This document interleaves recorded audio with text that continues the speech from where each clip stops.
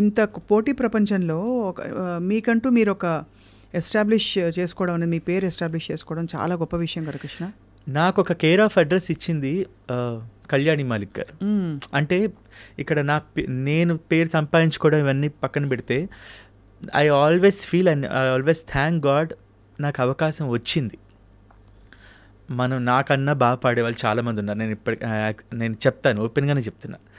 But one opportunity is very important. ఆ opportunity భగవంతుని దయ వల్ల బాలు గారి రూపేణ, కోటి గారు మొట్టమొదటి ఆపర్చునిటీ, అలాగే నాకు ఇండస్ట్రీలో కేర్ ఆఫ్ అడ్రస్ ఇచ్చిన కళ్యాణి మాలిక్ గారు. ఏమిచ్చారు ఫస్ట్ పాట? ఆడించి నీ పంట పండిందే ప్రేమ, నిజంగా నెగ్గడం అంటే ఇష్టంగా ఓడడం అంతే. అది 2008లో. ఆ సినిమాలో 2 పాటలండి. ఒక సినిమాలో ఒక పాట రావడే గగనం, అలాంటిది 2 పాటలు ఇచ్చారు కళ్యాణి మాలిక్ గారు. డబ్బులు ఇచ్చారా? అయ్యో, లేకపోతే ఇప్పుడే కళ్యాణి గారు ఫోన్ చేసి అడిగేద్దాం. డబ్బుల కన్నా ఎక్కువ అండి.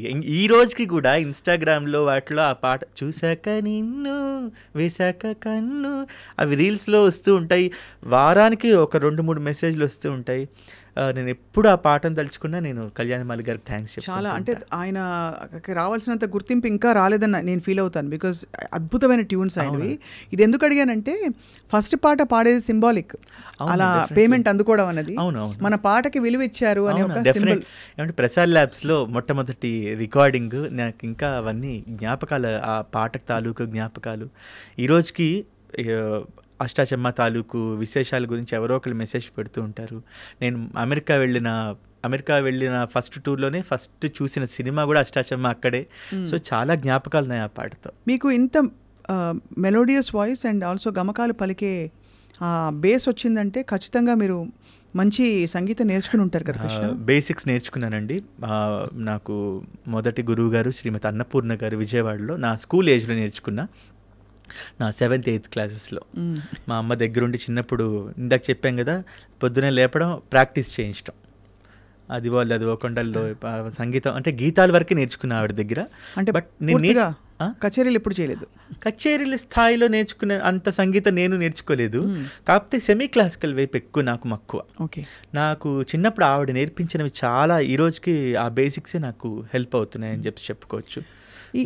మాధవ మామవదేవ కృష్ణ యాదవ కృష్ణ యదుకుల కృష్ణ మాధవ మామవ, ఇవన్నీ ఆ 6th 7th 8th క్లాసెస్లోనే నేర్పించారు.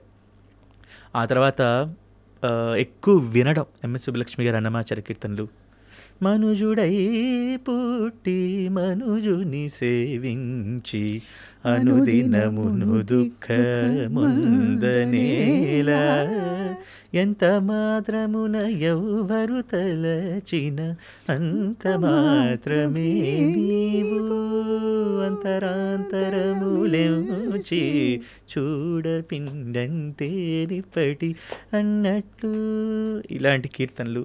ఎంఎస్ లక్ష్మి, బాలకృష్ణ ప్రసాద్ గారు, ప్రియా సిస్టర్స్, ఇవన్నీ ఎక్కువ వినడం నేర్చుకున్న. తర్వాత డిగ్రీ తర్వాత మా గురువుగారు శ్రీమాన్ నల్లాన్ చక్రవర్తుల బుచ్చాచార్యులు గారు, అద్భుతమైన గురువుగారు.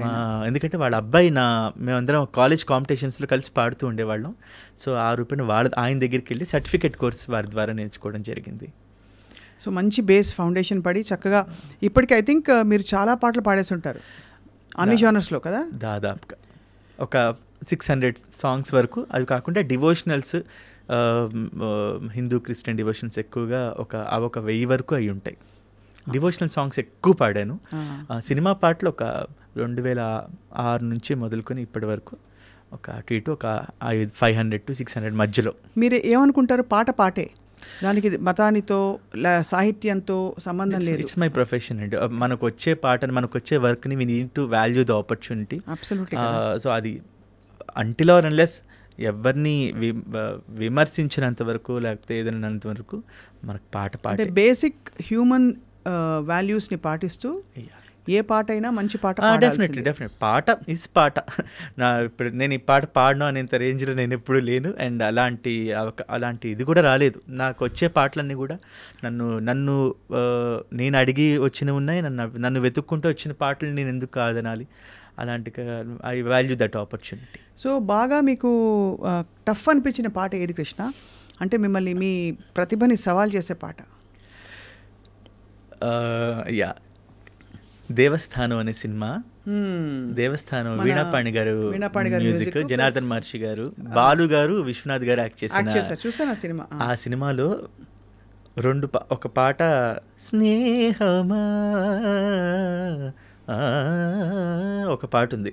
నేను ట్రాక్స్ పాడాను ఆ సినిమాకి, అన్ని పాటలు. బాలు గారు ఆ పాట పాడాలి కానీ స్టూడియోకి వచ్చి నేనే కదా యాక్ట్ చేసింది, మన కృష్ణే కదా పాడింది, ఇది ఇట్లాగే ఉంచేద్దామని ఉంచేశారు.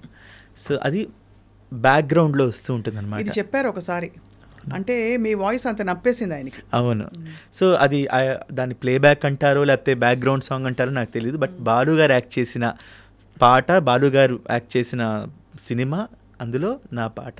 ఇంకొకటి క్లైమాక్స్లో విశ్వనాథ్ గారు, బాలు గారు ఒక ఎమోషనల్ సినిమా, బాలు గారు వెళ్ళిపోయే ఒక సీన్ ఉంటుంది, తెలియలేదురా అనే పాట. అది కూడా నేను ట్రాక్ పాడడం జరిగింది. అది కూడా అట్లాగే ఉంచేశారన్నమాట. తెలియలేదురా విశ్వనాథ్ గారి చేతుల్లో బాలు గారు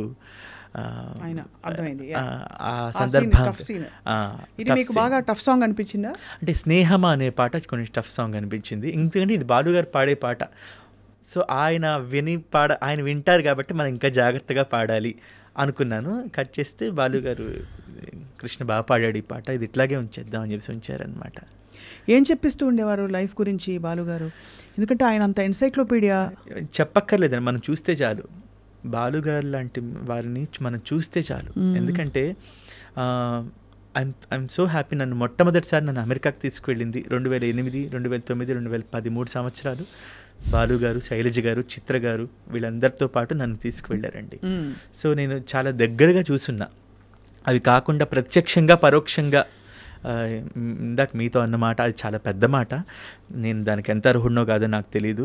బట్ మీడియా పరంగా కావచ్చు కాక, వారి స్నేహితుల దగ్గర, వారి కుటుంబ సభ్యులు ఎవరి దగ్గరైనా కావచ్చు కాక, చాలా సందర్భాల్లో బాగా పాడుతున్నాడు ఈ పిల్లాడు అని చెప్పి నా గురించి ప్రస్తావిస్తూ నా జీవితానికి ఇంకేం కావాలనిపించింది. ఎందుకంటే మనం ఎవరినైతే చూస్తూ పెరిగామో ఆ వ్యక్తి మనకు తెలుసు అన్న ఒక భావనే చాలా గొప్ప ఇది. కరెక్ట్. సో ఇంకా వారు మనకేం చెప్పక్కర్లేదు, ఆయన చూస్తే చాలండి. ఇప్పుడు కొన్ని వేల పాటలు పాడారు, కొన్ని వేల కచేరీలు చేశారు, అయినా రిహార్సల్స్ చేస్తూ ఆ పాటల్ని, ఆ రిహార్సల్స్లో మళ్ళీ ఆయన కరెక్ట్ చేసుకుంటూ, మ్యూజిషియన్స్ ఏదైనా బిట్స్ కొంచెం ఏదైనా అటు ఇటు ఉన్నా మళ్ళీ వాళ్ళకి అది ఇట్లా ఈ ఆక్టేవ్లో, హయ్యర్ ఆక్టేవ్లో అవన్నీ చెప్తూ, ఇవన్నీ చూస్తే చాలు కొంతమందిని మనం, వాళ్ళేమో మనకి నువ్వు ఇలా ఉండు అని చెప్పక్కర్లా. మన ఇంట్లో మన అమ్మ నాన్నని చూసి మన వాళ్ళేం చెప్పరు, మనం వాళ్ళని చూసి నేర్చుకుంటాం. అలాగే పాట దగ్గరికి వచ్చేప్పటికి ఆయన చూస్తూ నేర్చుకున్నాను, అంతే. ఈ పాట చాలా బాగా పాడుతావు కృష్ణ, పాడి వినిపించు అని ఫ్రీ టైంలో పాడించుకున్న సందర్భాలు ఉండుంటాయి కదా? ఈ అష్టాచెమ్మ పాటే నన్ను అమెరికా టూర్కి వెళ్ళినప్పుడు ఆయన హమ్ చేసేవారు అనమాట. కష్టం తెలుసా కృష్ణ యాక్చువల్లీ, అంటే సంగీతం నేర్చుకుని నేను కూడా వింటే అనిపిస్తుంది అసలు ఆ రికార్డింగ్ జరుగుతున్నప్పుడు ఆయన ట్రాక్ పాడేశారు కళ్యాణి మాలిక్ గారు. ఆ కృష్ణ ఒకసారి వినేసా అని చెప్పేసి, ఇంత బాగా పాడేశారు, ఇప్పుడు నేను దీన్ని ఎలా పాడాలి అంటే, మన గొంతులో పాడించాలి అని ఆయన అనుకున్నప్పుడు మనం ఇంకొంచెం బాగా పాడాలి కదా. ఆడించి అష్టాచెమ్మ ఓడించి, ఇది వింటున్నప్పుడే నాకు అయ్యా అనిపించింది. బట్ పాడిన తర్వాత ఆయన సంతోషపడ్డారు. మోహన్ కృష్ణ గారు ఆ సినిమాలో 2 పాటలు పాడడం జరిగింది. తర్వాత కూడా కళ్యాణి మాలి గారి మ్యూజిక్లో గోల్కొండ హై స్కూల్లో ఇది అదేనేమో ఈ పాట పాడింది. అంతకుముందు ఆ తర్వాత అనే ఫిలింలో కళ్యాణి మాలిక్ గారు నా చేత చాలా మంచి పాటలు పాడించారు. ఆయన పాటలన్నీ చేసినవి కొన్ని అన్నా చాలా, అంటే ఇప్పుడు చెప్తే నాకు కొత్త పాట నేను అనిపించదు, నేను విని నేను బాగా నలిగిన పాట అని అనిపిస్తుంది. ఎందుకంటే అంత ప్రాచుర్యంలోకి వచ్చేసింది పాట. అవును.